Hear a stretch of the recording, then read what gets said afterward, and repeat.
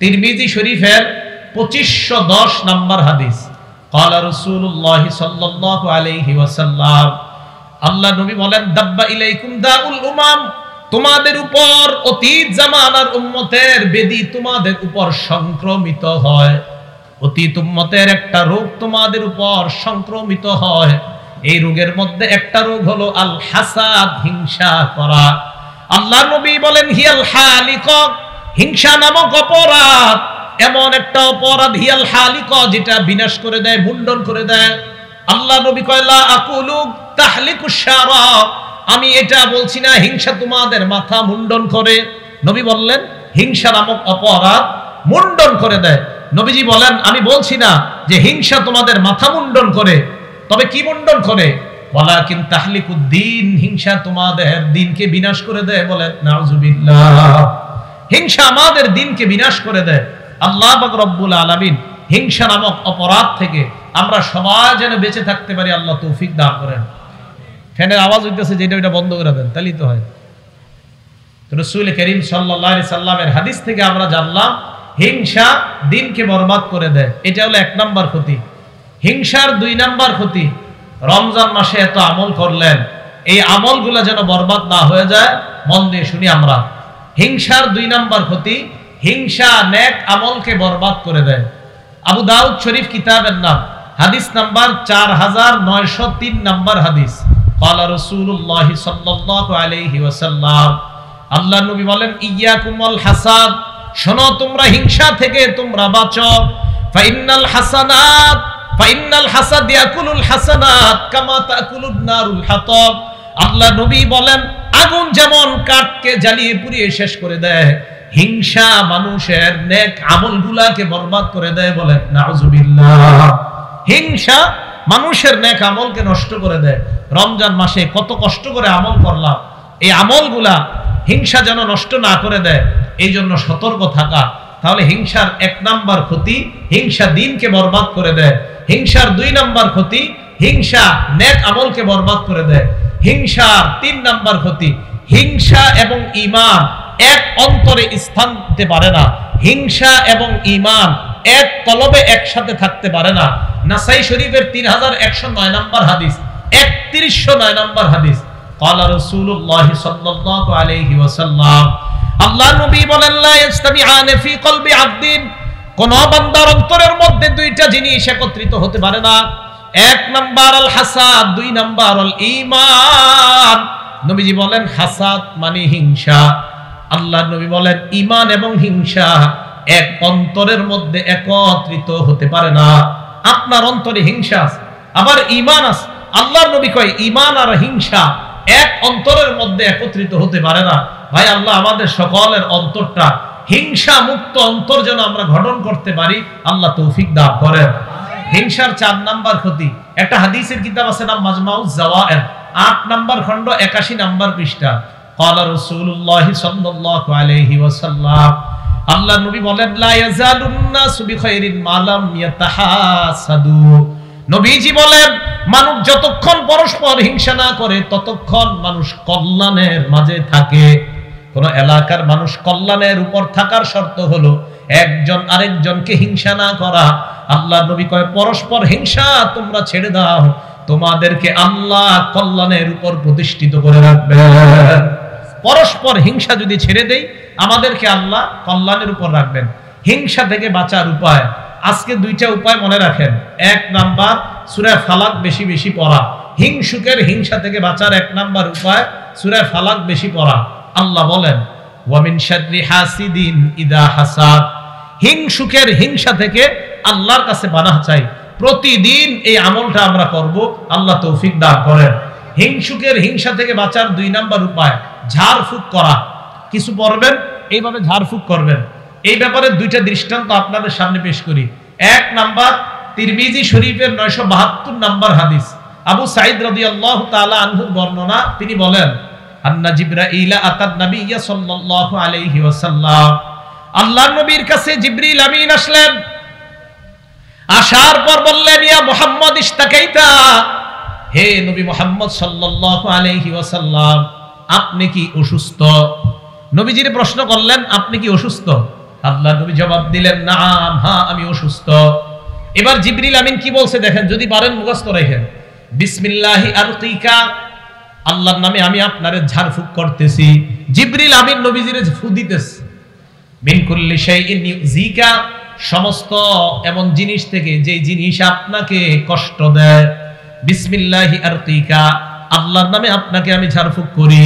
মিন কুল্লি শাইইন ইউযিকা, প্রত্যেক ওই জিনিস থেকে যে জিনিস আপনাকে কষ্ট দেয়। মিন শাররি কুল্লি নাফসিন, প্রত্যেক অনিষ্ট বান্দা থেকে আমি আপনার কাছে আপনাকে ফু দিতেছি। প্রত্যেক বান্দার অনিষ্টতা থেকে আমি আপনাকে ঝাড়ফুঁক করতেছি। এরপরে কি করে দেখেন, ওয়া মিন আইনিন হাসিদ, হিংসুক চোখ থেকে আমি আপনাকে ঝাড়ফুঁক করতেছি। শেষে জিবরিল বলে, বিসমিল্লাহি আরকিকা ওয়াল্লাহু ইয়াশফিকা, আল্লাহর নামে আমি আপনাকে ফু দিতেছি, আল্লাহ আপনাকে সুস্থ বানায় দেন। এইটা যদি পারেন বাচ্চার শরীরে ফু দিবেন। জিবরিল আমিন নবীজির ফু দিছে, আপনারা অবিকল এই দোয়া পরে ফু দেন, আল্লাহ এই বাচ্চাকে হিংসুকের হিংসা থেকে হেফাজত করবেন। বিসমিল্লাহি আরকিকা মিন কুল্লি শাইইন ইউযিকা মিন শাররি কুল্লি নাফসিন ওয়া আইনিন হাসিদিন বিসমিল্লাহি আরকিকা আল্লাহু ইয়াশফিকা। এটা হলো পুরো দোয়া। দৃষ্টান্ত নাম্বার 2, বুখারী শরীফের 3371 নম্বর হাদিস, 3371 নম্বর হাদিস। আব্দুল্লাহ ইবনে আব্বাস রাদিয়াল্লাহু তাআলা আনহুর বর্ণনা, কারণ নবী সাল্লাল্লাহু আলাইহি ওয়াসাল্লাম ইউআবিজুল হাসান ওয়াল হুসাইন, নবীজি হাসান হুসাইনকে ফু দিতেন। ফু দেওয়ার সময় আল্লাহ নবী বলতেন, ইন্না আবাকুমা কানা ইউআবিজু বিহা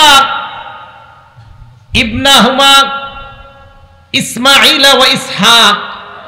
নবীজি সাল্লাল্লাহু ইবনাইহি ইসমাঈল ওয়া ইসহাক, আল্লাহর নবী বলেন হাসান হুসাইনকে ফু দেওয়ার সময় বলেন, ও হাসান আর হুসাইন, তোমাদের আব্বা ইব্রাহিম আলাইহিস সালাতু ওয়াস সালাম কানা ইউআবিজু বিহা ইসমাঈল ওয়া ইসহাক, তোমাদের আব্বা ইব্রাহিম আলাইহিস সালাতু ওয়াস সালাম তার সন্তান ইসমাঈল এবং ইসহাককে আমি তোমাদের দুইজনকে যেইভাবে ফু দেই, ইব্রাহিম নবী তার দুই সন্তানকে এইভাবে ফু দিতেন। ইব্রাহিম নবী ফু দিতেন ইসমাঈল আর ইসহাক নবীকে কিভাবে, যদি পারেন দোয়াটা মুখস্থ রাখেন। ইব্রাহিম নবীও এই দোয়া পড়তেন, আমাদের নবী এই দোয়া পড়তেন, আপনিও এই দোয়া পড়ে আপনার সন্তানকে ফু দেন। আউযু বিকালিমাতিল্লাহি তাম্মা মিন কুল্লি শাইতানিন হাম্মা ওয়া মিন আইনিন লাম্মা। বাস এতটুকু। আউযু বিল্লাহ, আল্লাহর কাছে পানাহ চাই, মিন কুল্লি শাইতান, প্রত্যেক শয়তান থেকে, হাম্মা, প্রত্যেক অনিষ্ট বিচরণকারী যত প্রাণী আছে এই প্রাণীদের অনিষ্টতা থেকে, ওয়া মিন আইনিন লাম্মা, প্রত্যেক হিংসুক চোখ থেকে আমি আল্লাহর কাছে পানাহ চাই। এটা বলে বাচ্চাদের শরীরে ফু দিবেন, নিজের শরীরে ফু দিবেন। আল্লাহর নবী হাসান হুসাইনের শরীরে ফু দিতেন আর বলতেন, ইব্রাহিম নবী অবিকল এই দোয়াটা পড়ে ইসমাঈল এবং ইসহাক নবীকে ফু দিতেন। আউযু বিকালিমাতিল্লাহ, বুখারী শরীফের বর্ণনা 3371 নম্বর হাদিস। আউযু বিকালিমাতিল্লাহি তাম্মা মিন কুল্লি শাইতানিন হাম্মা ওয়া মিন কুল্লি আইনিন লাম্মা। এই হলো দোয়াটা। আল্লাহ আমাদের সকলকে আমল করার তৌফিক দান করেন। এখন আসেন 9 নাম্বার কথা, হিংসুক চোখ নিয়ে 5টা কথা বলবো, মন দিয়ে শুনেন। হিংসুক চোখ, এতক্ষণ বললাম হিংসুক ব্যক্তি, হিংসুক চোখ, এই কথাটা খুব গুরুত্ব সহকারে শুনেন। হিংসুক চোখ 1 নাম্বার সূরা কলামের 51 নাম্বার আয়াত, আল্লাহ পাক রব্বুল আলামিন বলেন, ওয়া ইয়াকাদুল লাযিনা কাফারু লা ইউযলিকুনাকা বিআবসারিহিম লাম্মা সামিউয যিকরা ওয়া ইয়াকুলুনা ইন্নাহু লামাজনুন। আল্লাহ পাক রব্বুল আলামিন বলেন, বেঈমানরা যখন আপনার কোরআন শুনে, আপনার হাদিস শুনে, আপনার থেকে উপদেশ মালা শুনে, বেঈমানরা আমার দিকে তাকান, এরা চোখের মাধ্যমে আপনাকে আশ্রে ফেলতে চায়, এরা চোখের মাধ্যমে আপনাকে আসার দিতে চায়। আচ্ছা না, শেষ করে ফেলতে মন করে না, চোখের মাধ্যমে আপনাকে আসার দিতে চায়, একদম শেষ করে ফেলতে। আল্লাহ বলছেন এরা চোখের মাধ্যমে আপনাকে আসার মারতে চায়। কোরআনের আয়াত প্রমাণ করে চোখের ভয়ঙ্কর কাজ করতে পারে চোখ, যারা চোখের মাধ্যমে আপনারে শেষ করে দিতে চায়। হাবিব 2 নাম্বার কথা, চোখে কতটা ভয়ঙ্কর প্রভাব বিস্তার করতে পারে দেখেন। মুসলিম শরীফের 5595 নাম্বার হাদিস, ক্বালা রাসূলুল্লাহ সাল্লাল্লাহু আলাইহি ওয়াসাল্লাম, আল্লাহ নবী বলেন, লাউ কানা শাইউন সাবাকাল কদরা, নবীজি বলেন ভাগ্য পরিবর্তন করতে কেউ পারে না। কোন জিনিস যদি ভাগ্যকে অতিক্রম করতে পারতো, সাবাগাতুল আইন, তাহলে চোখ ভাগ্যকেও পরিবর্তন করে দিত। ভাগ্যকে কোনো জিনিস অতিক্রম করতে পারে না, কিন্তু কোন জিনিস যদি ভাগ্যকে অতিক্রম করত, চোখ এত ভয়ঙ্কর, এই চোখ ভাগ্যকে অতিক্রম করে ফেলতে পারত, চোখের এতটা পাওয়ার। তাহলে নবীজি সাল্লাল্লাহু আলাইহি সাল্লাম চোখের পাওয়ার কত বেশি এটা বললেন। 3 নাম্বার, মুসলিম শরীফের 5619 নাম্বার হাদিস। এই হাদিসটা মন দিয়ে শুনেন। রাসূল আকরাম সাল্লাল্লাহু আলাইহি সাল্লাম রাখাসা লি আলি হাজমিন ফি রুকিয়াতিল হাইয়া, সাপ কামড় দিলে ওই সাপের কামড় থেকে বাঁচার জন্য নবীজি সাল্লাল্লাহু আলাইহি সাল্লাম ঝাড়ফুঁক করার অনুমতি দিলেন। হযরত জাফর রাদিয়াল্লাহু তাআলা আনহুর বিবির নাম আসমা বিনতে উমাইস। এই আসমা বিনতে উমাইস রাদিয়াল্লাহু তাআলা আনহার সন্তানদেরকে নবীজি তাকাইলেন, তাকানোর পর বললেন, মা আলী আরা আজসামা বানি আখি দারিআতান। আল্লাহর নবী বললেন, ও আসমা, আমার ভাইয়ের সন্তানগুলার কি অবস্থা? তারা এত শুকায় গেছে কেন? তুসিবুহুমুল হাজা, না খাইতে না খাইতে আমার ভাতিজারা কি শুকায় গেল নাকি? হযরত জাফর হলো আমাদের নবীজির চাচাতো ভাই, সেই হিসাবে নবীজি বললেন, আসমা, আমার এই চাচাতো ভাইয়ের ছেলেগুলার এই অবস্থা কা, তারা কি না খাইতে না খাইতে শুকায় গেছে নাকি? এমন অবস্থা কা? দেখেন, মন দিয়ে শুনেন। নবীজি বললেন, এদের শরীর বাড়ে না কেন, এমন চিকনা কেন, শুকায় গেছে কেন? হযরতে আসমা জবাব দিলেন, লা ইয়া রাসূলুল্লাহ, খাদ্যের কোনো অভাব নাই। ওয়ালাকিনিল আইন তুসরিউ ইলাইহিম ইয়া রাসূলুল্লাহ, কিন্তু হুজুর, আমার সন্তানগুলোর উপর মানুষের বদনজর লাগে। কি লাগে? হুজুর, মানুষ খুব দ্রুত আমার সন্তানগুলোকে বদনজর দেয়। আল্লাহর নবী কয়, ইরকিহিম, তাদেরকে ঝাড়ফুঁক করবা। তাহলে এই হাদিস দ্বারা বোঝা যায়, চোখ আপনারে একদম একদম রোগাক্রান্ত বানায় দিবে। চোখ মানুষের ক্ষেতের ধান পুরা নষ্ট করে দেয়। চোখ পেঁপে গাছের সব পেঁপে ফেলায় দেয়। চোখ কাঁঠাল গাছের কাঁঠাল সব নষ্ট করে দিবে।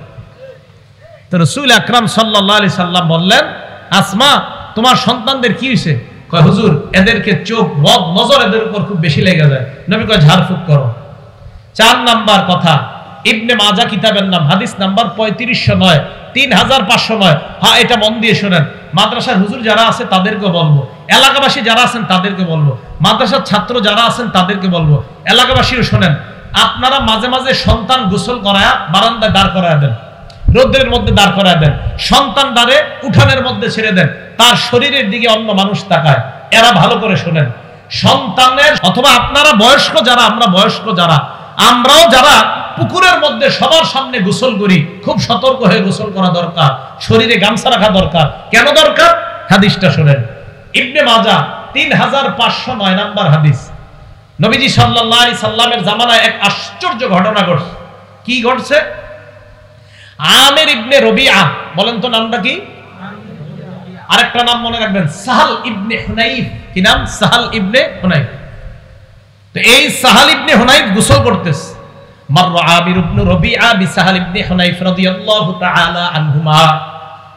আমির ইবনে রবিআহ সাহাল ইবনে হুনাইফের পাশ দিয়ে অতিক্রম করলেন। অতিক্রম করার সময় ওয়া ইয়াগতাসিলু, সাহাল ইবনে হুনাইফ গোসল করতেছিলেন। সাহাল ইবনে হুনাইফ দেখতে বড় সুন্দর। সাহাল ইবনে হুনাইফকে দেখার পর আমির ইবনে রবিআর বক্তব্যটা ছিল এমন, লাম আরা কাল ইয়াউম ওয়ালা জিলদা মুখাব্বাআতান। সাহাল ইবনে হুনাইফকে গোসলরত অবস্থায় এত সুন্দর আমি দেখলাম, এমন সুন্দর শরীর কোন পর্দার আড়ালের নারী কেউ দেখি না। কি বলল? আমির ইবনে রবিআ বলল, সাহাল ইবনে হুনাইফ এত সুন্দর ছেলেটা, এত সুন্দর তার শরীর, পর্দার আড়ালের কোন নারীও মনে হয় এত সুন্দর না। আমির ইবনে রবিআ বলল, ফামা লাবিসা আন লুবিতা সাহাল ইবনে হুনাইফ, বেশিক্ষণ হয় না, সাহাল ইবনে হুনাইফ বেহুশ হয়ে গেছে। তাড়াতাড়ি আল্লাহ নবীর কাছে নিয়ে যাওয়া হয়। আল্লাহ নবী কি বললেন, ইয়া রাসূলুল্লাহ, তাড়াতাড়ি আপনি কিছু একটা করেন। নবীজি কয়, কি হইছে? মান তাত্তাহিমুনা বি, তোমাদের কাদেরকে সন্দেহ হয়? কাকে সন্দেহ হয়? সাহালের উপর কারো বদ নজর লাগছে বলে কি তোমাদের সন্দেহ হয়? কয়, জি হুজুর। কয়, কাকে? কয়, আমির ইবনে রবিআকে আমাদের সন্দেহ হয়। নবীজি কয়, ডাক কেন? আমির ইবনে রবিআকে আল্লাহ নবী ডাকছেন। ডাকার পর আমারহু আইয়া তাওয়াদ্দা, আল্লাহ নবী তাকে ওযু করতে বললেন। ওযু করার পর ইয়াগসিলু ওয়াজহা, চেহারা ধৌত করাইলেন, হাত ধৌত করাইলেন, পা ধৌত করাইলেন, ওয়া দাখিলাতা ইজারিহি, এবং ভিতরের গুপ্ত অঙ্গ এটাও ধৌত করাইলেন, কাপড়ের ভিতরের গুপ্ত অঙ্গটাও ধৌত করাইলেন। সুম্মা আমারহু আইয়া সুব্বা আলাই, এরপর নবীজি বললেন অতিরিক্ত, কেউ কেউ বলেন যেই পানিটা ছিল সেটা, আবার কেউ কেউ বলেন না যেটা দুইছে ওই পানিটাই, আইয়া সুব্বা আলাই, যার উপরে বদনজর লাগছে তার উপর ছিটায় দাও, যার উপর বদনজর লাগছে তার উপর ছিটায় দাও। এখন কথা হলো এই হাদিস দ্বারা কি বোঝা যায়? নবীজি সাল্লাল্লাহু আলাইহি সাল্লাম বলেন, শোনো তোমরা কি করো না করো মাঝে মাঝে তোমরা, দেখেন আলামা ইয়াকতুলু আহাদুকুম, এই শব্দটা সারা জীবন মনে রাখবেন। তোমরা কিসের কারণে আলামা ইয়াকতুলু আহাদুকুম আখাহু, তোমরা কেন একজন তার ভাইকে হত্যা করো? সাহাবারা কয়, হুজুর হত্যা মানে? এই হিংসুক চোখ, কিছু চোখ আছে এমন যে চোখ তার ভাইকে হত্যা করে দেয়, যে চোখ বদনজর পড়ার কারণে এমন অবস্থা হয় যে তার ভাইকে শেষ করে দেয়। তাহলে আল্লাহর নবী কারো বদনজর পড়াটাকে হত্যার সাথে শামিল করছে। আলামা ইয়াকতুলু আহাদুকুম আখাহু, তোমাদের কেউ তার ভাইকে কেন হত্যা করো? নবীজি বললেন, ইজা রাআ আহাদুকুম, তোমাদের কেউ যখন কাউকে দেখে, মা ইউজিবুহু, যেটা তার কাছে ভালো লাগে, ফালইয়াদউ লাহু বিল বারাকা, ওই সময় যেন সে তার জন্য বরকতের দোয়া করে। কাউকে যখন দেখবো আমরা, সৌন্দর্যতা যদি চোখে আসে, মাশা আল্লাহ, মাশা আল্লাহ, এই দোয়াগুলা করব। এখন এলাকাবাসী যারা আছি আমাদের জন্য করণীয় কি? দোয়া তো আমি আপনি হয়তো করলাম যারা জানি, কিন্তু যে জানে না সে তো দোয়া করবে না। তার চোখ যদি আপনার ছেলের উপরে লাগে তাহলে কিন্তু বরবাদ হয়ে যাবে। এই জন্য বাচ্চাদেরকে সবার সামনে গোসল করায়েন না, বাচ্চাদেরকে গোসল করায় সবার সামনে রোদ্রে দাঁড় করায় দিয়েন না। গেঞ্জি সহ, শরীরে একটা কাপড় সহ বাচ্চাকে অন্যের সামনে দেন, না হয় এমন বদনজর লাগবে, ফুটফুটে একটা সন্তান দেখবেন হঠাৎ একদম চিকন হয়ে চ্যাংরা হয়ে শেষ হয়ে যাওয়ার উপক্রম হয়ে যায়। এগুলো বদনজরের কারণে হয়। মাদ্রাসার তালেব ইলম যারা আছেন, ছাত্র ভাইরা, যদিও আমরা অনেকের মাঝে গোসল করতে হয়, আলহামদুলিল্লাহ মাদ্রাসার ছাত্রদের মধ্যে তো বদনজর নাই, সারাক্ষণ কোরআন হাদিস পড়ে। এরপরেও মাদ্রাসার ছাত্র ভাইরা সতর্ক থাকা, গামছা অন্তত রাখা শরীরের মধ্যে, সবার সামনে গোসল করলেও গামছা রাখা। ভাই সবার সামনে গোসল না করা যদিও আমাদের করতে হয় ছাত্রদের, আমরা একটা গামছা অন্তত শরীরে রাখা, অর্থাৎ বেশি সময় যেন আমার শরীরটা অন্য ছাত্র ভাই না দেখে, অথবা উস্তাদ না দেখে, অথবা অন্য কেউ না দেখে, এই বিষয়টার প্রতি খেয়াল রাখা। মনে থাকবে তো সবার কথাগুলো ইনশাআল্লাহ? তাহলে বদ নজর থেকে বাঁচা, এটা খুব জরুরি বিষয়।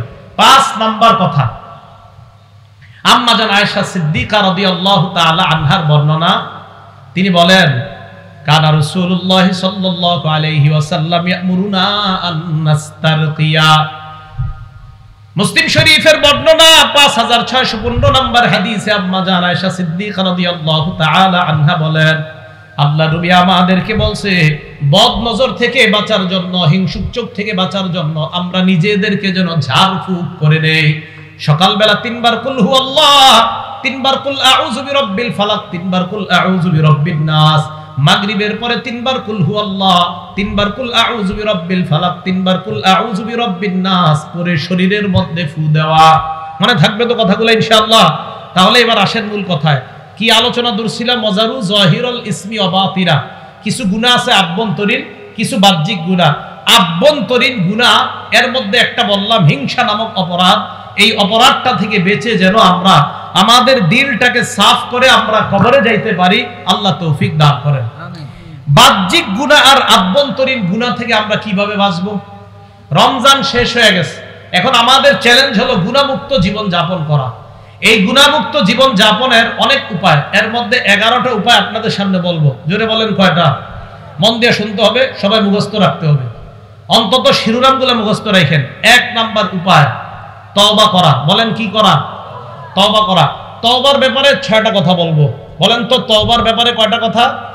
1 নাম্বার, সূরা তাহরিমের 8 নাম্বার আয়াতে আল্লাহ বলেন, ইয়া আইয়ুহাল্লাযীনা আমানু তুবু ইলাল্লাহি তাওবাতান নাসুহা। হে ঈমানদারগণ, তোমরা আল্লাহর কাছে খাঁটি তওবা করো। আসা রাব্বুকুম আইয়ুকাফিরা আনকুম সাইয়্যাতিকুম। আশা করা যায় আল্লাহ তোমাদের জিন্দেগীর সব গুনাহ খাতা maaf করে দিবেন। ওয়া ইউদখিলাকুম জান্নাত। আল্লাহ বলেন তোমাদের তওবা যদি আল্লাহ কবুল করে নেয়, 1 নাম্বার তোমাদের গুনাহ maaf করবে, 2 নাম্বার আমি আল্লাহ তোমাদেরকে জান্নাতে প্রবেশ করানোর ওয়াদা করলাম। তওবা 1 নাম্বার। তাহলে সূরা তাহরিমের 8 নাম্বার আয়াত, এই হলো তওবার ব্যাপারে 1 নাম্বার কথা। 2 নাম্বার কথা তওবার ব্যাপারে, ইবনে মাজাহ কিতাবের নাম, হাদিস নাম্বার 4250 নাম্বার হাদিস। ক্বালা রাসূলুল্লাহ সাল্লাল্লাহু আলাইহি ওয়াসাল্লাম, আল্লাহ নবী বলেন, আত-তাইবু মিনাজ যামবি কামাল্লা যামবালা, গুনাহ থেকে তওবাকারী ব্যক্তি এমন হয়ে যায় কামাল্লা যামবালা, যেন তার কোনো গুনাহ নাই। গুনাহ থেকে তওবাকারী ব্যক্তি এমন হয় যেন তার কোনো গুনাহ নাই। এই মুহূর্তে আমার সাথে বলেন, আস্তাগফিরুল্লাহাল্লাযী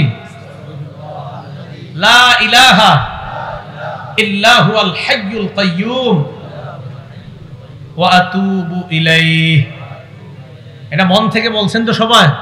আমাদের তওবা হয়ে গেছে, আল্লাহ আমাদের তওবা কবুল করেন, আমিন। এগুলো 2 নাম্বার কথা।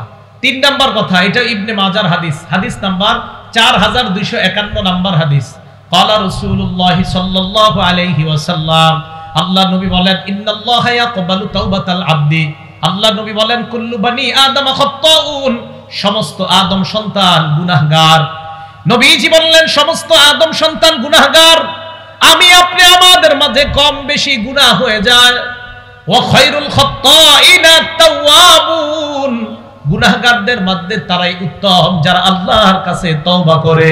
প্রতিদিন যে যত বেশি তওবা করে, গুনাহগারদের মাঝে ওই ব্যক্তি আল্লাহর কাছে তত দামি হয়ে যায়। 4 নাম্বার কথা, এটাও ইবনে মাজার হাদিস, হাদিস নাম্বার 4253 নাম্বার হাদিস।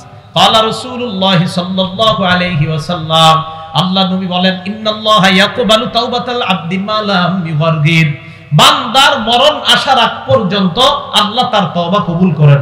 এখন দেখেন, আমার আপনার মরণ কখন আসবে আমরা জানি না, একটু পরে মরণ হয়ে যেতে পারে, তাই এখনই তওবা করা। কখন মরণ হবে জানি না, তাই যথাসম্ভব যত বেশি আল্লাহর কাছে তওবা করা, আল্লাহ তৌফিক দান করেন।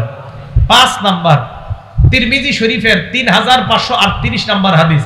এই হাদিসটা বুখারীতে আছে, এই হাদিসটা মুসলিম শরীফে আছে। বুখারী শরীফে একটু আছে, মুসলিম শরীফে আরেকটু বড় আছে, তিরমিজি শরীফে একটু ছোট আছে। পুরো হাদিসটা মন দিয়ে শুনেন। রাসূল আকরাম সাল্লাল্লাহু আলাইহি সাল্লাম বলেন, এক ব্যক্তি সফরে বের হইছে, সফরে বের হওয়ার পর একটা বাহন নিয়ে বের হইছে, বাহনের উপর তার খানা, তার পানি, তার টাকা পয়সা সব। বাহন নিয়ে যাওয়ার পর হঠাৎ এক জায়গায় গিয়ে তার পানির পিপাসা লাগছে অথবা তার ক্লান্তি এসে যায়। ওই বান্দা বাহন থেকে নামার পর খানা খায়, পানি পান করে। হঠাৎ বান্দা চিন্তা করলো, একটু রেস্ট নেই, বিশ্রাম নেই, নেওয়ার পর আবার একটু পরে সফরে আমি যাত্রা করব। বান্দা হঠাৎ ঘুমায় যায়, ঘুম থেকে উঠছে, ওঠার পর চারদিকে তাকায় দেখে তার বাহন নাই, তাহলে খানাও গেল, পানিও গেল, টাকা পয়সা নেই। বান্দা এবার চিন্তা করে কি করা যায়, পিছনে যদি যাই, বাড়ির দিকে রওনা করি, তাও বাঁচবো না। সফর যেই জায়গায় রওনা করলাম সেখানেও যেতে পারবো না। এখন আমার এই জায়গায় মরণ ছাড়া কোনো উপায় নাই। মরণের নিয়তে ওই জায়গায় বসে রয়েছে, পিছনে যাওয়া সম্ভব না, সামনেও সম্ভব না, কারণ অনেক দূর এসে গেছে। বৈশা বৈশা আসতে আবার ঘুমাইসে গেছে। হঠাৎ আল্লাহ পাক রব্বুল আলামিন তার ঘুম ভেঙে দেয়। ঘুম থেকে জাগ্রত হওয়ার পর তাকায় দেখে তার বাহন খানা, পানি, টাকা পয়সা নিয়ে উপস্থিত হয়ে যায়। খুশি বেশি না কম? এই বান্দা খুশি কম না বেশি? কত খুশি বান্দা! আল্লাহর দিকে তাকায়, তাকায় দেখেন কি, আল্লাহুম্মা, হে আল্লাহ। কি বলছে? আবার বলেন, কি বলছে? তার মানে চিনছে যে আপনি আল্লাহ। আল্লাহরে ডাক দিয়ে কয়, আল্লাহ আনতা আবদি ওয়া আনা রব্বুকা। আল্লাহর দিকে তাকায় কিন্তু বলছে, হে আল্লাহ। এটা বলছে, আপনি আমার বান্দা, আমি আপনার রব। বলছে কি? কি বলছে? হে আল্লাহ। ঠিক কইছে। এটা করার পরে বলবে আর কি, আল্লাহ আপনি আমার রব, আমি আপনার গোলাম। এটা না বইলা কয়, আল্লাহ আপনি আমার বান্দা, আমি আপনার রব। নবীজি কয়, আখতা বিশিদ্দাতিল ফারহি, খুশির ঠেলায় বেচারা ভুল করে ফেলছে। খুশিতে যে কি বলবে, এর মুখ দিয়ে আসার কথা, আল্লাহ আপনি আমার রব, আমি আপনার বান্দা। প্রথমে কিন্তু বলছে হে আল্লাহ, এটা বইলা কয়, আল্লাহ আপনি আমার বান্দা, আমি আপনার রব। ভুল করে খুশিতে। নবীজি বলেন, লাল্লাহু আফরাহু বিতাওবাতি আহাদিকুম মিন আহাদিকুম বিদাল্লাতিহি ইযা ওয়াজাদাহা। তোমাদের কেউ তার হারিয়ে যাওয়া বাহন ফিরে পাওয়ার পর এত পরিমাণ খুশি হইলা, যেই খুশিতে তুমি আল্লাহরে বান্দা বইলা ফেললা, নিজেরে রব বলে ফেললা, তোমার মাথাও কাজ করে নাই, তাহলে তোমার খুশির মাত্রা কি ছিল? একজন বান্দা তওবা করে গুনাহ থেকে ফিরে আসলে এই বান্দার চেয়ে আল্লাহ কোটি গুণ বেশি খুশি হয়ে যায়। তাহলে তওবা করা। এ গেল 5 নাম্বার কথা। 6 নাম্বার, মুসলিম শরীফের 6882 নাম্বার হাদিস। ক্বালা রাসূলুল্লাহ সাল্লাল্লাহু আলাইহি ওয়াসাল্লাম, আল্লাহ নবী বলেন ইন্নাল্লাহা ইয়াবসুতু ইয়াদাহু বিল-লাইলি লিয়াতুবা মুসিউন নাহার। আল্লাহ পাক রব্বুল আলামিন রাতের বেলা তার কুদরতি হাত প্রসারিত করে দেয় দিনের অপরাধীদেরকে ক্ষমা করার জন্য। ওয়া ইয়াবসুতু ইয়াদাহু বিন-নাহার লিয়াতুবা মুসিউল লাইল, রাতের অপরাধীদেরকে মাফ করার জন্য আল্লাহ দিনের বেলা তার ক্ষমার হাত প্রসারিত করে দেয়। 24 ঘন্টা আমাদের তওবা কবুল করার জন্য আল্লাহ পাক রব্বুল আলামিন তার ক্ষমার হাতকে প্রসারিত করে দেয়। ভাই বেশি বেশি তওবা করব আল্লাহর কাছে, রাজি আছি না ইনশাআল্লাহ? তাহলে আভ্যন্তরীণ গুনাহ বাহ্যিক গুনাহ থেকে মাফ পাওয়ার 1 নাম্বার উপায় তওবা করা। 2 নাম্বার ইস্তেগফার পড়া। করেন আমার সাথে, আস্তাগফিরুল্লাহ আস্তাগফিরুল্লাহ। আমাদের নবীর আগে কোনো গুনাহ নাই, পরে কোনো গুনাহ নাই। নবীজি বলেন আল্লাহি ইন্নী লা আস্তাগফিরুল্লাহ ওয়া আতুবু ইলাইহি ফিল ইয়াউমি আকসার মিন 70 মাররা। আল্লাহ নবী বলেন যেই নবীর আগে পরে কোনো গুনাহ নাই, এই নবী কয় আমি প্রতিদিন আল্লাহর দরবারে 70 বারের বেশি আস্তাগফিরুল্লাহ এবং তওবা করি। কয়বারের বেশি? আপনাদের সুবহানাল্লাহর মিটারে বোঝা গেছে হুজুরের চেয়ে গুনাহ আমগো কম, বুঝেন নাই? নবী সাল্লাল্লাহু আলাইহি সাল্লাম প্রতিদিন কয়বারের বেশি তওবা করে আল্লাহর কাছে? তাহলে আমাদের কি পরিমাণ তওবা করা দরকার, কি পরিমাণ ইস্তেগফার পাঠ করা দরকার? হ্যাঁ, 500 বার নিয়মিত। রাজি আছেন ইনশাআল্লাহ? কয়বার? 500 বার পড়তে 5 মিনিটও লাগবে না, কিন্তু পড়বেন না। বাসে বৈশা খালি গল্প করবেন, চা স্টলের সামনে খালি গীবত শিকায়ত করবেন, জিকির করবেন না, ইস্তেগফার পাঠ করবেন না। কারণ আমাদের তো গুনাহ কম, এই জন্য ইস্তেগফার বেশি পাঠ করা দরকার নাই। ইস্তেগফার যত বেশি পড়বেন, মাদ্রাসার তালেবে ইলম ভাইরা সুযোগ পাইলে যদি দেখেন গল্প করতে মন চায় ইস্তেগফার পড়বেন। ইস্তেগফার যেই ছাত্র যত বেশি পড়বে তার মেধা তত বেশি বাড়বে। কারণ ইস্তেগফার যে যত বেশি পড়ে তার গুনাহ তত বেশি ঝরে। ইস্তেগফার যে যত বেশি পড়ে তার গুনাহ তত বেশি ঝরে। যার গুনাহ যত বেশি ঝরে যায় তার মেধা তত বেশি বেড়ে যায়। কথা মনে রাখবেন, ইস্তেগফার যে যত বেশি পড়ে তার গুনাহ তত বেশি ঝরে। যার গুনাহ যত বেশি ঝরে যায় তার মেধা তত বেশি বেড়ে যায়। এই কথা মনে রাখবেন। এই জন্য ছাত্র ভাই, স্কুল কলেজের ছাত্র যারা আছেন ইস্তেগফার বেশি পড়বেন, আল্লাহ মেধা বাড়িয়ে দিবেন। আল্লাহ পাক রব্বুল আলামিন এই আমলটা বেশি বেশি করার তৌফিক দান করেন। সূরা আলী ইমরান আয়াত নাম্বার 135 নাম্বার আয়াত আল্লাহ বলেন ওয়াল্লাযীনা ইযা ফাআলু ফাহিশা আও যালামু আনফুসাহুম যাকারুল্লাহ। যারা অশ্লীল কর্ম করে, নিজেদের উপর জুলুম করে, সাথে সাথে আল্লাহরে স্মরণ করে, ফাস্তাগফিরু লিযুনুবিহিম, অপরাধের জন্য ক্ষমা চায়, ওয়া মাইয়াগফিরুয যুনুবা ইল্লাল্লাহ, আল্লাহ ছাড়া গুনাহ মাফ করার আছে কে? আল্লাহ বলেন উলাইকা জাযাউহুম মাগফিরাতুম মির রাব্বিহিম, যারা অপরাধ করার পর আমার দরবারে ইস্তেগফার পাঠ করে ক্ষমা চায়, আমি রবের পক্ষ থেকে তাদের জন্য ক্ষমার ঘোষণা করে দিলাম। ইস্তেগফার বেশি পড়ব। মুসলিম শরীফের 6879 নাম্বার হাদিস, নবীজি আল্লাহর পক্ষ থেকে একটা হাদিস বলেন, মানে হাদিসে কুদসি। এই দেখেন এলাকার নাম কি হুজুর? পাথরদিয়া। এই পাথরদিয়ার এই জায়গার আমরা একজন গুনাহ করছি, গুনাহ করার সাথে সাথে আল্লাহ কয় আজনাবা আব্দুন জামবা, এক বান্দা গুনাহ করছে। গুনাহ করার পর ওই বান্দা আল্লাহকে বলছে আল্লাহুম্মা গফিরলি জামবি, আল্লাহ তুমি আমার গুনাহ মাফ করে দাও। বলেন তো একটু আল্লাহ, আল্লাহ তুমি আমার গুনাহ মাফ করো। এ দেখেন কি বলে আল্লাহ। আল্লাহ এটা শুনে কয় কি আজনাবা আব্দি জামবা, এই আমার বান্দা গুনাহ করছে। গুনাহ করার পর ফাআলিমা আন্না লাহু রাব্বা, আমার বান্দা জেনেছে তার একজন রব আছে আল্লাহ।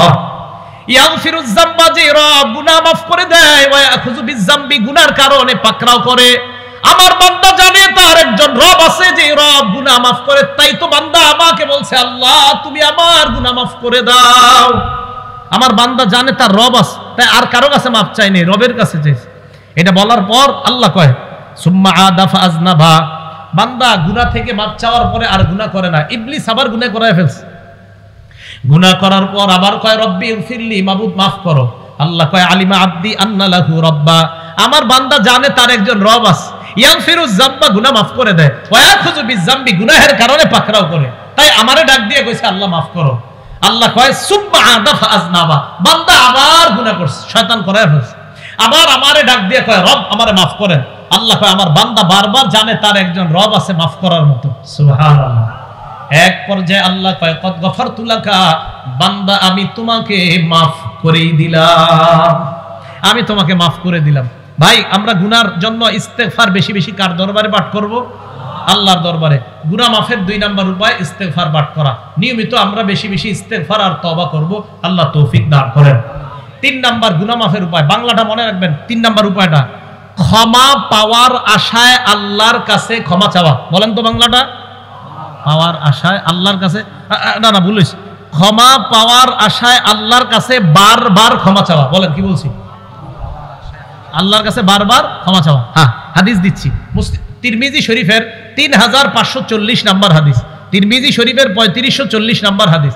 এই হাদিসটাও হাদিসে কুদসি, মানে আমাদের নবী আল্লাহর পক্ষ থেকে বলছে। আল্লাহ আমাদের আপনাদের সবাইকে ডাক দিয়ে বলে, ইয়াবনা আদম, হে আদম সন্তান, ইন্নাকা মা দাউতানি ওয়া রাজাউতানি, তুমি আমাকে যতবার আমার কাছে দোয়া করো, ক্ষমা পাওয়ার আশায় যতবার আমার কাছে দোয়া করো, গফারতু লাকা আলা মা কানা ফিকা ওয়ালা উবালি, ততবার আমি আল্লাহ তোমার গুনাহ মাফ করতে কারো পরোয়া করি না। ভাই পরোয়া করা কাকে বলে বলেন তো? আমি আপনাদের কাউরে বললাম, কেউ যদি এটা শোনাইতে পারে তারে 100 টাকা দিব। তো হুজুর বললো না দিয়েন না, আমি বললাম না আমি দিব, আপনার কি? এটারে বলে পরোয়া। আমি কারো পরোয়া করি না, আমি তারে 100 টাকা দিব। আল্লাহ বলে আমি আমার বান্দারে বানাইছি, ও গুনাহ করে যতবার ক্ষমা পাওয়ার আশায় আমার কাছে ক্ষমা চায়, আমি ওকে মাফ করবো। এখানে কার কি? আমি কারো পরোয়া করি না, কারো পরোয়া করি না। আলা মা কানা ফিক। এরপরে আল্লাহ বলেন, ইয়াবনা আদম, হে আদম সন্তান, লাউ বালাগাত যুনুবুকা আনানাস সামা, তোমার গুনাহ আকাশের চূড়ায় গিয়ে পৌঁছে গেছে, এত গুনাহ করছে। গুনাহ করার পর সুম্মাস্তাগফারতানি, আমার কাছে তুমি ক্ষমা চাও। দেখেন আল্লাহ কত মহান, এই পরিমাণ গুনাহ করার পর তুমি আমার কাছে ক্ষমা প্রার্থনা করছো। আল্লাহ কয় গফারতু লাকা আলা মা কানা ফিকা লা উবালি, এই আকাশ পরিমাণ গুনাহ তোমার মাফ করতেও আমি আল্লাহ কারো পরোয়া করি না। ভাই আল্লাহ আমাদেরকে মাফ করবে, আল্লাহ আমাদেরকে মাফ করবে, এজন্য বারবার কার কাছে ক্ষমা চাওয়া? আল্লাহ।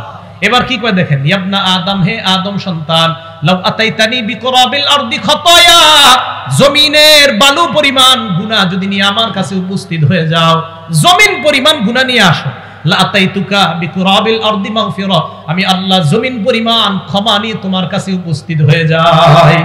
3 নাম্বার গেল, মন দিয়ে শুনেন। 1 নাম্বার তওবা করা, 2 নাম্বার ইস্তেগফার পড়া, 3 নাম্বার ক্ষমা পাওয়ার আশায় বারবার ক্ষমা চাওয়া, 4 নাম্বার নবীজির আনুগত্য করা। বলেন কার আনুগত্য করা? দেখেন কি বলে আল্লাহ, কয় তোমরা যদি আমারে ভালোবাসো, আমরা আল্লাহরে ভালোবাসি, সবাই বলেন আমরা আল্লাহরে ভালোবাসি। আল্লাহ কয় তোমরা আমারে ভালোবাসো, আমরা বললাম হ্যাঁ। আল্লাহ বলেন তোমরা যদি আমারে ভালোবাসো, আমার নবীর আনুগত্য করো, আমি তোমাদেরকে ভালোবাসো। সূরা আলী ইমরান 31 নাম্বার আয়াত, আল্লাহ বলেন কুল ইন কুনতুম তুহিব্বুনাল্লাহ, নবী আপনি বলেন যদি তোমরা আল্লাহরে ভালোবাসো, ফাত্তাবিউনি, আমি নবীর অনুসরণ করো, ইউহিব্বুকুমুল্লাহ, আল্লাহ তোমাদেরকে ভালোবাসবেন। নবীর অনুসরণ করার অর্থ নবীর কর্ম পালন করতে হবে, নবীর কথাও মানতে হবে। বলেন নবীর কর্ম পালন করতে হবে, নবীর কথাও কি করতে হবে? মানতে হবে। এখন আসেন আমার সাথে বলেন, বলেন আমরা, বলেন আমরা নবীর সুন্নত মানি, সাহাবাদের সুন্নত মানি। জোরে বলেন আমরা নবীর সুন্নত মানি, সাহাবাদের সুন্নত মানি। ইবনে মাজাহ কিতাবের বলেন 42 নং হাদিসের দলিল অনুযায়ী আমরা নবীর সুন্নত মানি, সাহাবাদের সুন্নত মানি। কোন কিতাবের কয় নাম্বার হাদিস? 42 নাম্বার হাদিস। এই হাদিসে কি আছে? সাহাবা কয় নবীজি আমাদের সামনে বয়ান দিলেন, জারাফাত মিনহাল উয়ুন, এই বয়ানে আমাদের চোখ দিয়ে পানি বের হইছে। এক পর্যায়ে আল্লাহর নবী বলেন, সায়ারা ফিকুম ইখতিলাফান কাসীরা ফাসায়ারা ইখতিলাফান কাসীরা, আমার উম্মতের মাঝে একটা সময় আসবে প্রচুর মতভেদ দেখবা তোমরা, প্রচুর বিভক্তি দেখবা। তখন কি করবা? আলাইকুম বিসুন্নতি ওয়া সুন্নাতিল খুলাফাইর রাশিদিন আল মাহদিয়িন, তখন তোমরা আমার সুন্নত, আমার হেদায়েত প্রাপ্ত খুলাফায়ে রাশিদার সুন্নত আঁকড়ে ধরবা। তামাসসাকু বিহা আদ্দু আলাইহা বিন নওয়াজিস, মারির দাঁত দিয়ে আমার সুন্নত এবং আমার হেদায়েত প্রাপ্ত সাহাবাদের সুন্নত আঁকড়ে ধরবা। জুমার দ্বিতীয় আজান হযরতে ওসমানের সুন্নত। এই সুন্নত কেন পালন করি? নবীজি ইবনে মাজার 42 নম্বর হাদিসে বলছে, আমার সুন্নত পালন করো, সাহাবার সুন্নত পালন করো। তারাবি 20 রাকাত যদি বলেন ওমরের সুন্নত কেন পালন করি? নবীর ইবনে মাজার 42 নম্বর হাদিসের বর্ণনা অনুযায়ী নবী বলছেন আমার সুন্নত পালন করো, সাহাবার সুন্নত পালন করো। হযরতে ওমর খলিফায়ে রাশেদার একজন সাহাবা, হযরতে ওসমান খলিফায়ে রাশেদার একজন সাহাবা। জুমার দ্বিতীয় আযান পালন করা মানে নবীর সুন্নত পালন করা, কারণ নবীজি বলছে আমার সুন্নত আর আমার সাহাবার সুন্নত। তারাবি 20 রাকাত পড়া মানে নবীর কথা মেনে নেওয়া, কারণ নবী বলছে আমার সুন্নত আর আমার সাহাবার সুন্নত। এটা নিয়ে ইখতিলাফ করা যাবে না। আবাস আপনি কিন্তু ঝগড়া করবেন না, বলবেন আমরা নবীর সুন্নত মানি, সাহাবার সুন্নত মানি। ইবনে মাজাহ কিতাবের 42 নং সহিহ হাদিসের দলিল অনুযায়ী, শুধু হাদিস বলবেন না, বলবেন সহিহ হাদিস। কি হাদিস? মনে থাকবেনি সবার? তাহলে 4 নাম্বার নবীর আনুগত্য করা। নবীর আনুগত্য মানে নবীর সুন্নত মানা। বলেন তো নবীর সুন্নত মানা মানে নবীর কর্ম মানা, কথা মানা। নবীর কথায় আছে আমার সুন্নত মানো, সাহাবার সুন্নত। এই ভাই মনে থাকবে তো? 5 নাম্বার আযান দেওয়া। বলেন কি দেওয়া? সংক্ষেপে বলছি।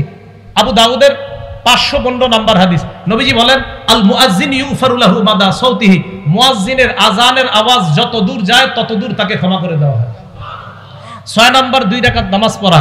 আবু দাউদ শরীফ হাদিস নাম্বার 1521 নাম্বার হাদিস, নবীজি বলেন মামিন আবদিন ইউজনিবু যামবান, কোন বান্দা যখন অপরাধ করে, করার পর ফায়হসিনুল ওযুআ, ওযু করে, করার পর ফায়াকুমু ফায়ুসাল্লি রাকাতাইন, দাঁড়িয়ে 2 রাকাত নামাজ আদায় করে, নামাজের পর ইস্তিগফারুল্লাহ, আল্লাহর দরবারে কয়েকবার পরে আস্তাগফিরুল্লাহ আস্তাগফিরুল্লাহ আস্তাগফিরুল্লাহ ইল্লা গফারাল্লাহু যামবা, আল্লাহ তার গুনাহ মাফ করে দেন। 7 নাম্বার 5 ওয়াক্ত নামাজ নিয়মিত পড়া। এটা আওয়াজ দিয়ে বলেন তো, কয় ওয়াক্ত নামাজ নিয়মিত পড়া? আরো জোরে, কয় ওয়াক্ত? ফজর ছাড়া না সহ? সহ। কয় ওয়াক্ত নামাজ পড়া? 5 ওয়াক্ত। বুখারী শরীফের 526 নাম্বার হাদিস, এক সাহাবা নবীজির কাছে গেছে, হুজুর আমি তো বড় অপরাধ করছি।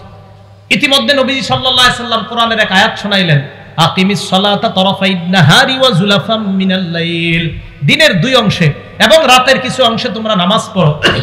এই কথা বলার পর নবীজি সাল্লাল্লাহু আলাইহি সাল্লাম বুঝাইলেন 5 ওয়াক্ত নামাজ পড়ো। ইন্নাল হাসানাত ইউযহিবনাস সাইয়্যাত, নেক কাজ খারাপ কাজকে মিটিয়ে দেয়। 5 ওয়াক্ত নামাজ যারা পড়বে তাদের গুনাহ আল্লাহ মাফ করে দেয়। সাহাবা বললেন আলিয়া হাজা, হুজুর এটা কি শুধু আমার জন্যই বৈশিষ্ট্য? নবীজি সাল্লাল্লাহু আলাইহি সাল্লাম বললেন না না, লি জামিই উম্মতি কুল্লিহিম, আমার দুনিয়ার সমস্ত উম্মতের জন্য এই বৈশিষ্ট্য। 5 ওয়াক্ত নামাজ পড়বে, আল্লাহ তাদেরকে মাফ করে দিবেন। 8 নাম্বার জামাতের সাথে নামাজ আদায় করা। এটাও একটু মিছিল দিয়ে বলেন কিভাবে নামাজ আদায় করা? আরো জোরে বলেন কিভাবে নামাজ আদায় করা? জামাতের সাথে নামাজ আদায় করা। এক সাহাবা নবীজির কাছে আসছে, মুসলিম শরীফের হাদিস, হাদিস নাম্বার 6899 নাম্বার হাদিস। নবীজির কাছে আসার পর নবীজিকে বলতেছে ইয়া রাসূলুল্লাহ আসত্তু হাদ্দান, আমি এমন অপরাধ করছি যে অপরাধে আমার উপরে শাস্তি প্রয়োগ করা দরকার। ইতিমধ্যে ফরজ নামাজের সময় হয়ে গেছে, একটা ফরজ নামাজ, ফজর না ফরজ। ওই নামাজে নবীজি নামাজ পড়াইলেন, ওই সাহাবা নামাজ পড়লেন। নামাজ পড়ার পর নবীজি সাল্লাল্লাহু আলাইহি সাল্লামের সামনে আবার আসছে, আয়া কয় আকিম ফিয়া কিতাবাল্লাহ, হুজুর তাড়াতাড়ি বিচার করেন। নবীজি কয় হাল হাদারতাস সালাতা মানা, তুমি কি আমাদের সাথে এই নামাজটা পড়ছো জামাতে? কয় হ্যাঁ। নবীজি বলেন গুফিরা লাকা, বাস যে অপরাধটা করছো না আল্লাহ মাফ করে দিয়েছে। 5 আযান দেওয়া, 6 2 রাকাত নামাজ পড়া, 7 5 ওয়াক্ত নামাজ পড়া, 8 জামাতের সাথে নামাজ পড়া। ভাই জামাতের সাথে নামাজ পড়বো তো ইনশাআল্লাহ? এখানে অন্ধ আছেন নি কেউ? সবাই কয় না। অন্ধ আছেন? কেউ থাকলে হাত তোলেন। আছেন অন্ধ? অন্ধ কেউ নাই। তাহলে একটা হাদিস শুনেন, রিয়াজুস সলিহিন 1073 নাম্বার হাদিস। এক অন্ধ সাহাবা নবীজির কাছে আসছে, আসার পর কয় ইয়া রাসূলুল্লাহ লাইসা লি কাঈদুন ইয়াকুদুনি ইলাল মসজিদ, হুজুর এমন কেউ নাই যে আমারে ধরে ধরে মসজিদে নিয়ে যেতে পারবে। নবীজি কয় কি বলতে চাও সেটা কও। হুজুর আমি বাসায় নামাজ পড়লে হবে কিনা?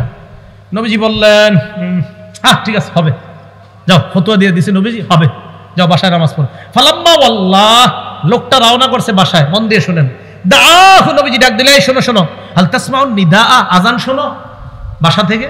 কয় জি হুজুর বাড়ি থেকে আযান শোনা যায়। নবীজি বললেন ফাজিব, তাহলে মসজিদে জামাতে এসো।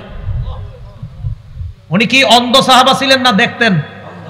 অন্ধকে নবীজি কি বললেন? কিভাবে আসবা জানি না, বাস আযান শুনবা মসজিদে আসবা। হ্যাঁ আপনারা ঘুমাই থাকেন বাসায়। তাহলে জামাতের সাথে নামাজ আদায় করা 8 নাম্বার। 9 নাম্বার গুনাহ হয়ে গেলে সাথে সাথে একটা ভালো কাজ করা। তিরমিজি শরীফের 1987 নাম্বার হাদিস, আবু যর গিফারীকে নবীজি বললেন ইত্তাকিল্লাহা হাইসুমা কুনতা, যেখানেই থাকো আল্লাহরে ভয় করো। ওয়া আতবিইস সাইয়্যাতাল হাসানাতা তামহুহা, খারাপ কাজ হয়ে গেলে সাথে সাথে একটা ভালো কাজ করবা, এই ভালো কাজটা তোমার খারাপ কাজকে মিটিয়ে দিবে। এজন্য কোনো সময় খারাপ কাজ হয়ে গেলে আস্তাগফিরুল্লাহ আস্তাগফিরুল্লাহ আস্তাগফিরুল্লাহ, বেশি বেশি পড়া। 10 নাম্বার জিকিরের মজলিসে বসা। এই যে আপনারা এখন জিকিরের মজলিসে আছেন, বুখারী শরীফ হাদিস নাম্বার 6408 নাম্বার হাদিস, নবীজি বলেন ইন্না লিল্লাহি মালাইকাতান ইয়াতুফুনা ফিত তুরুক, আল্লাহর একদল ফেরেশতা আছে আপনাদের সামনের রাস্তায় ঘুরে। ইয়াতুফুনা ফিত তুরুক ইয়ালতামিসুনা আহলা যিকরি, কোথায় আল্লাহর দ্বীন সম্পর্কে আলোচনা হয় এমন মজলিস খোঁজে। ফাইদা ওয়াজাদু কওমান ইয়াজকুরুন আল্লাহ, তারা আপনাদেরকে পাইছে যে আপনারা আল্লাহর দ্বীন সম্পর্কে আলোচনা শুনতেছেন, করতেছেন এবং আরো হবে। তারাদাউ হালুম্মু ইলা হাজাতিকুম, এই রাস্তার ফেরেশতা অন্যান্য রাস্তার ফেরেশতাদেরকে ডাইকা নিয়ে এসে কয় হালুম্মু ইলা হাজাতিকুম, আরে কোথায় গুরু, এখানে আসো। পাথর দিয়া দারুল উলুম মাদ্রাসার মাঠে একটা দল পেয়ে গেছি আমরা, আসো। ফায়াহুফুনাহুম বিআজনিহাতিহিম ইলাস সামাঈদ দুনিয়া, পুরা মাঠটাকে ফেরেশতারা বেষ্টন করে একজনের কাঁধের উপর আরেকজন, আরেকজনের কাঁধের উপর আরেকজন, এইভাবে আল্লাহর আসমান পর্যন্ত ফেরেশতাদের একটা সারি চলে গেছে।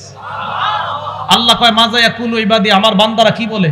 তো ফেরেশতারা বলে ইউসাব্বিহুনাক ওয়া ইউকাব্বিরুনাক ওয়া ইউমাজ্জিদুনাক ওয়া ইয়াহমাদুনাক, আল্লাহ এরা সুবহানাল্লাহ বলে, এরা আলহামদুলিল্লাহ বলে, এরা আল্লাহু আকবার বলে, এরা আপনার বরত্ব বর্ণনা করে। আল্লাহ কয় হাল রাউনি, দেখছে আমাকে? কয় না মাবুদ দেখে নাই। আল্লাহ পাক রব্বুল আলামিন বলেন কাইফা লাউ রাউনি, দেখলে কি করত? কয় মাবুদ দেখলে কানু আশাদ্দালাকা ইবাদা ওয়া আকসারালাকা তামজিদা ওয়া তাহমিদা, দেখলে আরো বেশি বেশি তাসবিহ পাঠ করত, আরো বেশি বেশি ইবাদত করত। আল্লাহ কয় কি চায়? কয় জান্নাত চায়, জাহান্নাম থেকে বাঁচতে চায়। শেষে আল্লাহ বলে ইশহাদু আন্নী কদ গফারতু লাহু, সাক্ষী থাকো এই পাথর দিয়া মাদ্রাসার মাঠে আজকে যারা বয়ান শুনতেছে এবং শুনবে শেষ পর্যন্ত থেকে বাসায় যাবে, আমি তাদেরকে মাফ করে দিলাম। 11 নাম্বার আল্লাহর জিকির করা। কি করা? আল্লাহর জিকির করা। তিরমিজি শরীফ 3375, তিরমিজি শরীফ 3377, বুখারী শরীফ 6407, বুখারী শরীফ 6405, মুসলিম শরীফ 1239 নাম্বার হাদিস।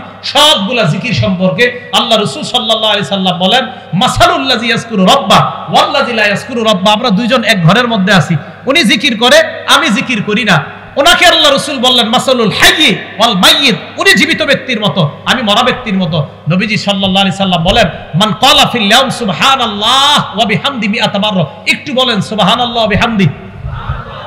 ডেইলি 100 বার যারা পড়বে, বুখারী শরীফের বর্ণনা 6405 নাম্বার এবং 6407 নাম্বার হাদিসে আসে, কোন ব্যক্তি যদি নিয়মিত সুবহানাল্লাহি ওয়া বিহামদি এতটুকু পড়ে, সুবহানাল্লাহি ওয়া বিহামদি বাস এতটুকু যদি কোনো ব্যক্তি পড়ে 100 বার ডেইলি, হুত্তাত খাতায়াহু ওয়া ইন কানাত মিসলা জাবাদিল বাহরি, তার জিন্দেগীর সমুদ্র পরিমাণ, ফেনা পরিমাণ গুনাহ আল্লাহ মাফ করে দিবেন।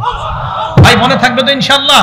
1 নাম্বার তওবা করা, 2 নাম্বার ইস্তেগফার পড়া, 3 নাম্বার ক্ষমার আশায় দোয়া করা, 4 নাম্বার আনুগত্য করা নবীর, 5 নাম্বার আযান দেওয়া, 6 নাম্বার 2 রাকাত নামাজ পড়া, 7 নাম্বার 5 ওয়াক্ত নামাজ পড়া, 9 নাম্বার গুনাহ হয়ে গেলে ভালো কাজ করা, 10 নাম্বার জিকিরের মজলিসে বসা, 11 নাম্বার জিকির করা। আভ্যন্তরীণ গুনাহ, বাহ্যিক গুনাহ থেকে যেন মুক্ত হয়ে আমরা কবরে যেতে পারি, আল্লাহ তৌফিক দান করেন। আমিন। ওয়া আখিরু দাওয়ানা আনিল হামদুলিল্লাহি রাব্বিল আলামিন। আসসালামু আলাইকুম ওয়া রাহমাতুল্লাহি ওয়া বারাকাতুহু।